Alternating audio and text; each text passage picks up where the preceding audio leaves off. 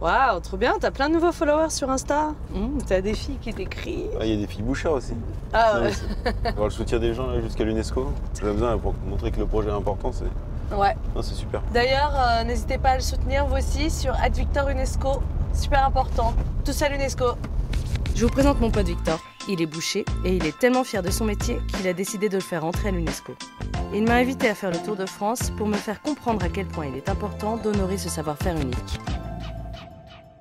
Ouais bah voilà, on est au marché de Brie là. C'est chouette. Ouais, c'est chouette. On va voir qui? On va voir Anne-Sophie et Marie-Laure de Congebac. Ah, c'est deux sœurs qui sont associées ensemble avec leur père. Super. Sur les marchés. Elles font les marchés dans leur camion qui est là-bas.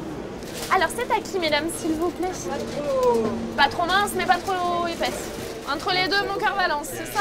Il y a toujours eu des femmes en boucherie, mais enfin, on va dire avant, c'était plutôt la femme du boucher qui tenait la caisse.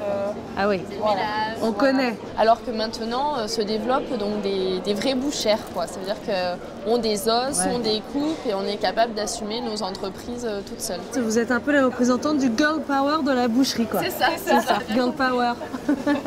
Donc en fait, ce camion, on peut dire un peu qu'il rapproche les gens parce qu'il se promène et les gens savent que vous arrivez. On est vraiment attendu par les gens. C'est un vrai lien social. Allez-y, venez. C'est la première fois que vous montez dans un camion.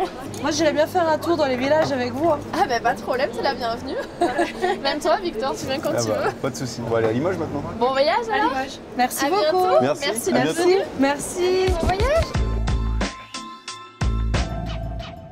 Ouais bah tu vois ici à Limoges là c'est le quartier de la boucherie parce qu'avant il y avait des boucheries des deux côtés de la rue. Alors vous voyez ici on est dans une maison typique de ce qui était une maison de boucher. Ce qui est bien c'est qu'on voit que ça date pas d'hier, le métier de boucher, ça date de longtemps et en plus on voit qu'on garde la même base en fait. Moi aujourd'hui j'ai toujours les mêmes couteaux qu'ici. Ici on voit qu'il y a des désosseurs, des éplucheurs. Donc là voilà, il y a un lardoir. Donc là le lardoir là ça montre vraiment les techniques ancestrales. Dans l'ancien temps, on lardait la viande. Ces techniques, on les fait encore dans les concours aujourd'hui pour garder ce savoir-faire. C'est un vieux hachoir, ça. Moi c'est mon premier outil que j'ai eu.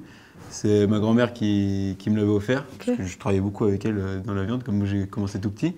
Donc je l'ai encore aujourd'hui et il ressemble vraiment à ça. Eh ben dis donc, ça date pas d'hier, la boucherie Ah française. non, ça c'est sûr. C'est un vrai savoir-faire ancestral. Ouais.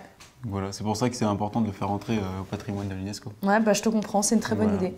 D'ailleurs, c'est quoi notre prochaine étape? On va aller à Nantes. Cool. Un MOF boucher.